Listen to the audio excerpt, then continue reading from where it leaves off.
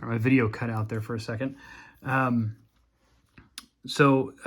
We were subtracting this semicircle from this rectangle right here.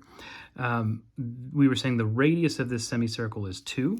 So the area of a full circle would be pi times 2 squared, but then we want to take 1/2 of that because it's a semicircle. So 1/2 pi times 2 squared. That accounts for just this shaded region here. Then we have this triangle, 1/2 base times height. So the base is 1, 2, 3. The height is 1, 2, 3 times 2 there. Okay, so let's work this out now. This is 4 times 2, which is 8. 1/2 times 2 is 1 times 3, that's 3. 8 plus 3 would be 11. Over here, I'm going to leave things in terms of pi. 2 squared is 4 times 1/2 is 2. So this becomes minus 2 pi. So this is the area of everything over that interval. Now we need to find the area from -2 to 5 of f of x, g of x dx. So this is made up of a lot of straight lines, no semicircles or anything like that. Here's -2, here's 5. I have 2 triangles. So this should be pretty straightforward. The base for this triangle is 1, 2, 3, 4. The height is 1, 2, 3. So its area is 1/2 times 4 times 3. And you know what? I actually want to point something out that I messed up in this problem. All of the area that we're looking at is beneath the x-axis. So one thing I forgot to do was count that all as negative. That should be negative. We'll just do that to account for it. Okay. In fact, I'll go one step further. If you distribute the negative end, then the 11 becomes negative and the 2 pi becomes positive. So it's actually 2 pi minus 11. Let's make sure that we're doing that here as well. So that should be negative. And then I have this other triangle. It's got a base of 1, 2, 3, a height of 2. So minus 1/2 times the base of 3 times the height of 2. So what do we have here? 4 times 3 is 12. Half of that is 6. Then 3 times 2 is 6. Half of that is 3. So I have -6 plus -3, which is -9. Okay.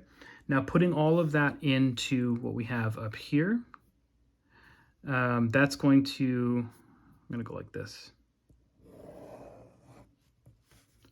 equal, so here's the first integral, we have a value for that, 2 pi minus 11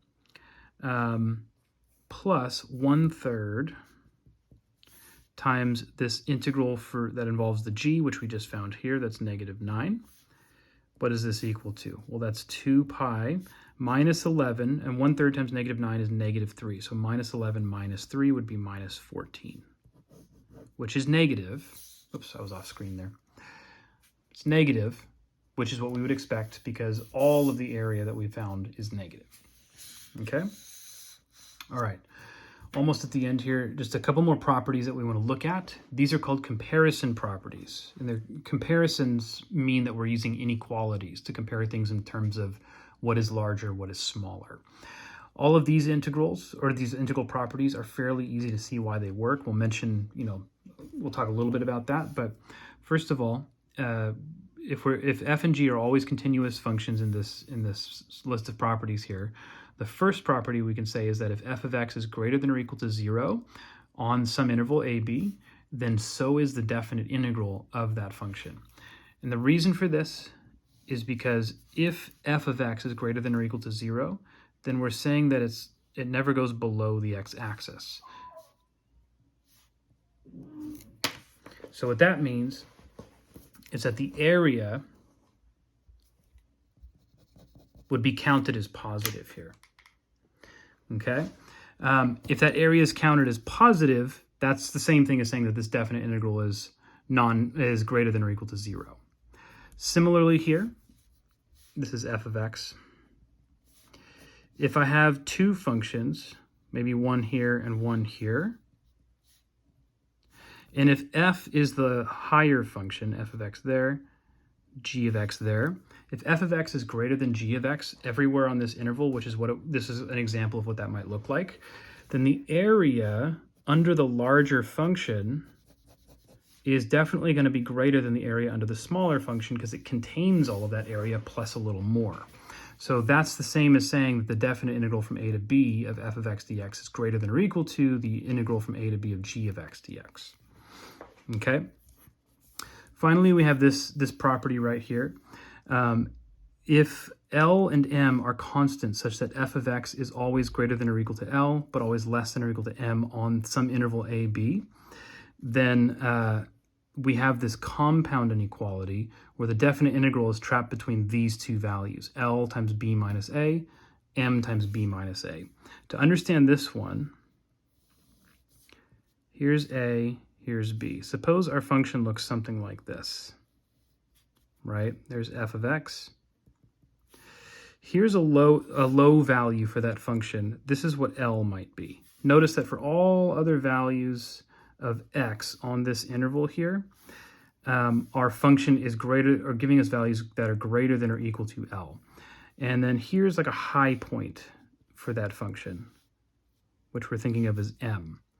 So I know that the area under this curve might look like this, but what does this L times b minus a represent? Well, b minus a is the width of this interval, and L is the height of this rectangle right here. If you notice, that is L. And this down here is b minus a. So that L times b minus a is actually the area of that rectangle. In this picture, it's pretty clear to see that that is a smaller area than the area under the curve. On the other side of this, M is this high point. So that would be the height of this rectangle right here. And I can see that this rectangle has all of this extra stuff in it here. So the area of this rectangle, which is M times b minus a, is greater than the area under the curve because it contains that extra area right there. Okay? So that's kind of the rationale behind this. So to wrap this up, we have an example where we have to use some of these properties. Here, assume that g is a continuous function that's between negative 14 and positive 12 on this interval from 0 to 5. We want to determine the smallest possible value of that function and the largest possible value of that function, or of the integral from 0 to 5 of g of x. So that's using that third property. Okay, so basically this is like the L in that property. This is like the M. Here's A, here's B. So the smallest possible value is L, or negative 14, times B minus A. Negative 14 times 5, which is negative 70. That's the smallest possible value of that integral right there. B is very similar, but I'm using M, the largest value, instead of the smallest. So the largest possible value that this integral can take on is 12 times 5 minus 0, which is positive 60. Okay? This example down here is very similar, except instead of being told what the upper and lower bounds are of this function, we're given a function instead, and the interval is indicated by these limits of integration. So these are not parabolas, these are polynomials. And I can find the smallest and largest value of a polynomial by using the closed interval method that we talked about back in chapter 3. So if I think of this as f of x, right, then f prime of x would be 4x minus x cubed. It's easy to just take that derivative and see what this is. I want critical points for this thing, so I want to set that equal to 0. I can factor an x out, which gives me x times 4 minus x squared, which is equal to x times 2 minus x times 2 plus x. That's a difference of squares. If I set that equal to 0 and solve, I get x equals either 0 from that factor or plus or minus 2 from these factors. Okay, all three of those numbers are in this interval. And in addition to checking these, I also want to check the endpoints of this interval that I'm integrating over to find an absolute max and an absolute min. So one of those endpoints is already accounted for. 2 is among this list, but I want to check -4 as well. So let's find each one of those. F of -4 is equal to 2 times -4 squared minus -4 to the 4th over 4. This is equal to 16 times 2, which is 32. This is going to partially cancel with this. I'm going to get, what's that going to be? I'm going to have minus 4 cubed is 64. So that's -32. Okay, let's plug in plus or minus 2. Now, if you notice, this function that I'm plugging things into has nothing but even powers on the x's. So if I plug a +2 in, I would get the same thing as if I plug a -2 in. So we'll just plug in both at the same time. That's going to be equal to 2 times plus or minus 2 squared minus plus or minus 2 to the 4th over 4. Okay, this is going to be 8. This is 16 over 4, which is 4, so minus 4. I get 4 from that. And then finally, let's plug in that -4 right there. Oh, I'm sorry, I already did that. I want to plug in the 0. That's the other thing that I haven't plugged in yet. Let's do that right here. That's easy because if I plug 0 in to these x's, the whole thing is pretty clearly going to come out to be 0. So this right here is the smallest value that I'm getting. This right here is the largest value that I'm getting, and I'm going to use that as my L and my M in that comparison property. So for part A, the smallest possible value that I'm going to get out of this is L, -32, times 2 minus -4.